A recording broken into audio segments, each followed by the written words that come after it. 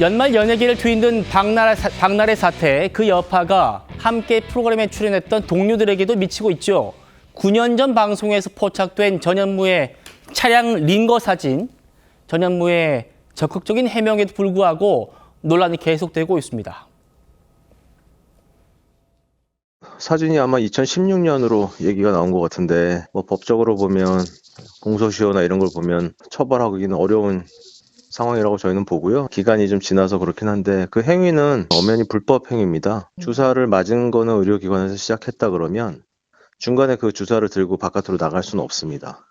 왜냐하면 그 주사를 제거하는 과정도 의료행위이기 때문에 의료인이 해야 되거든요. 차에서 그걸 빼고 나중에 반납했다 이런 식으로 하는데 주사를 꽂은 채로 병의원 바깥으로 나가는 것 자체가 허용되지 않습니다. 그건 분명히 의료법 27조 또 33조에 위반되는 행위이기 때문에 불법으로 저희가 보는 게 맞습니다. 그 혈관을 확보해놓은 주사를 통해서 다른 주사액들이 들어갈 수 있는 염려도 있고, 비의료인이 만약에 주사를 뽑았다 그러면 그 자체로 무면허 의료 행위를 방조한 게 되거든요. 그 행위를 방조한 의사도 사실 의료법상 문제가 있는 거죠. 차에서 주사를 맞을 수 있는 거는 우리가 흔히 말하는 구급차에서밖에 안 됩니다. 처방까지 이렇게 공개했던데 그 처방을 보더라도 그걸 시급성을 담보하지 않는 내용이거든요.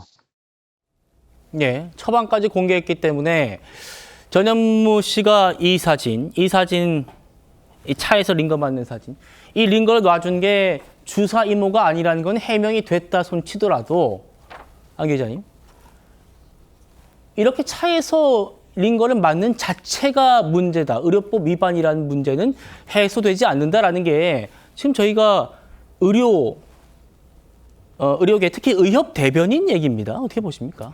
사실 이 사진이 나온 직후부터 계속적으로 나왔던 여러 가지 논란 중에 하나인데 이번에 대한의사협회 대변인이 얘기함으로써 좀 더 공신력을 얻게 됐다고 그렇죠. 볼 수 있습니다.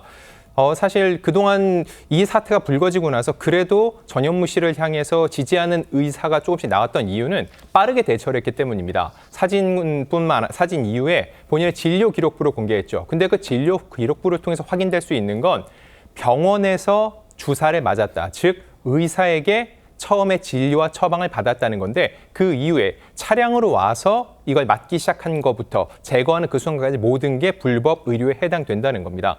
자, 그렇듯 이런 내용을 놓고 봤을 때 전현무 씨가 그동안 빠르게 대처를 했기 때문에 그래도 조금이나마 여론을 돌릴 수가 있었는데 중요한 건 이틀 전에 그 입장이 나왔습니다. 이틀 전에 진료 기록부를 공개하고 이틀 내내 추가적으로 이런 의학계 쪽에서 문제 제기가 있었는데 그거에 대해서는 어떤 입장도 추가적으로 내놓지 않고 있는다는 거죠. 네. 결과적으로 볼 때 박나래 씨 사례와 같이 또다시 얘기할 수 없는 부분에 대해서는 침묵으로 일관하는 모양새는 굉장히 부정적으로 비춰질 수밖에 없습니다. 알겠습니다. 그러니까 주사를 꽂은 채로 바깥으로 나가는 것 자체가 허용이 안 되기 때문에 분명한 의료법 위반이라는 얘기입니다. 윤기찬 변호사님. 자, 그러면 병원 밖에서 진료 행위가 이루어지는 예외도 있다라는 게 또 전현무 씨 측의 주장이거든요. 이건 어떻게 보십니까? 그러니까 병원 밖에서 하는 경우 저희가 왕진이라고 하잖아요. 통상 저희 의료법에는 의료기관을 개설해야 되는 거고 의료기관 내에서만 진료 행위를 할 수 있어요. 의료 행위를 할 수가 있는 겁니다.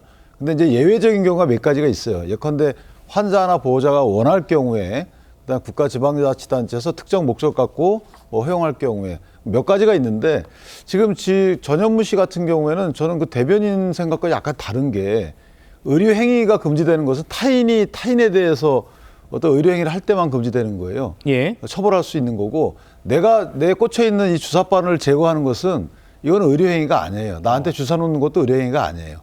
그러니까 행위의 성질은 침습이기 때문에 의료 행위적 성질을 갖고 있지만 네. 처벌의 대상이 안 되는 거거든요. 그래서 만약에 달고 나왔다면 처음에 시술을 잤어요. 주사를 의사나 간호사가 했어요. 그리고 나서 병원 밖으로 나왔습니다. 나와서 뗄 때 누군가 그 보좌진이나 누가 떼줬으면 안 되는 거죠. 본인이 뗐으면 하면 상관없어요. 상관없어요. 예, 그러니까 저 부분은 행위의 구체적 사실관계에 따라서 의료법 위반이 될 수도 있고 안 될 수도 있고. 그러나 저 대변인 말씀은 아마 취지가 네. 그냥 보건상 좋지 않다. 예컨대 저렇게 달고 나가서 의사가 이걸 다 떼줘야지. 왜냐하면 떼일 때 피가 나면 안 되잖아요. 그렇죠. 그러니까 감염 우려도 있고요. 그렇죠. 감염 지열 우려가 있기 때문에 실제 의료인이 해야 되는 건 맞지만 굳이 저희 같이 법조인이 볼 때 이거를 의료법 위반으로 형사처벌 대상으로 삼을지 여부를 판단할 때는 약간의 관점이 다르다. 알겠습니다. 그렇죠. 그리고 또 차가 가다가 급제동을 하면은 또 어떻게 할 겁니까? 이런 문제들이 있기 때문에 의료법에 엄격하게 또 외부에서 의료행위하는 걸 제재하고 있습니다만 또 이런 또 예외 사항 또 그리고 뭐 구체적인 행위에 따라서도 다 달라진다, 판단이 달라진다는 말씀까지 들어봤습니다. 그리고요, 이 얘기 좀 해보죠. 이 주사 이모요. 활동을 중단한 키, 햇님, 또 박나래 모두 지인을 통해서 이 사람 알게 됐다라고 했는데 안 기자님, 민원이 접수했어요. 국민건강보험공단에 이 주사 이모가 근무한 서울 강남 소재의 성형외과 의원을 조사해달라는 민원이 접수됐는데 혹시 특정됐습니까, 이 병원? 네, 서울 강남구 신사동에 있는 모 병원으로 지금 알려지고 있는데 이미 이 민원이 접수된 후에 강남서에서 관련된 조사를 진행 중인 것으로 알고 있습니다.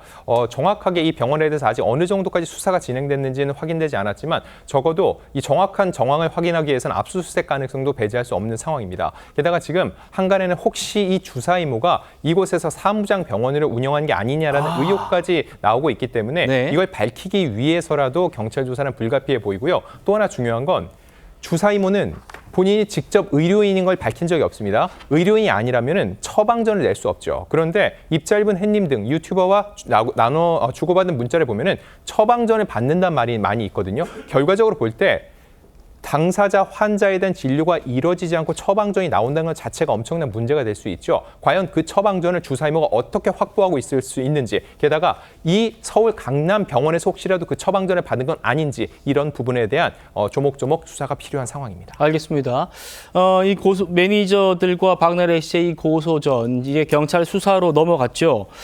매니저 측도 특수상해 혐의에 대해서 이 고소인 조사를 받은 걸로 알려졌는데 안 기자님, 상해 관련 진단서도 냈다고 해요. 네, 제가 그 전 매니저 측에 확인을 했는데 진단서를 첨부해서 이미 제출했다고 합니다. 네. 이 특수상해를 제가 더 깊이 들여다보는 이유는 형량이 굉장히 셉니다. 1년 이상 10년 이하인데 벌금형이 없습니다. 징역형까지 실제로 이 죄가 있다고 판단받으면 징역형을 면하기 힘들 것으로 보이는데 네. 이와 관련해서 아직까지 박나래 씨 측에서는 상해 관련해서 없었다라는 입장을 냈지만 구체적으로 그런 상황에 대해서 얘기는 하지 않고 있거든요. 아마도 강남서에서 피고소인 조사를 받으면 관련된 본인의 입장을 낼 것으로 보입니다. 알겠습니다. 이제 고소인 조사, 양쪽 고소인 조사는 끝났고 피고소인 조사도 시작될 겁니다. 박나래 씨가 과연 포토라인에 선다면 무슨 말을 할지도 함께 지켜보도록 하시죠.